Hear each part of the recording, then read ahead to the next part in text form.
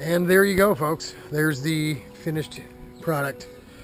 We still got to pop some, carve out the holes in here to hold the chain guard on and for the headrest.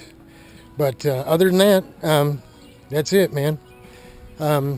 We'll trim this after it cures. We'll let it sit a day or two to cure up real good. We'll trim off some of this stuff here so you can't see it, and then we'll go ahead and back paint it. But that's it, man. It turned out nice. No bubbles, no nothing, at least not right away. Looks pretty good. Now we're going to have to paint the rest of the go-kart. But that's it. There's the seat repair and seat cover. Now tomorrow we're going to do some shopping for a new battery. I'm going to get a hold of the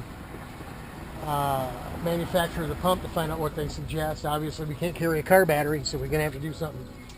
But that's it. Enjoy your barbecue.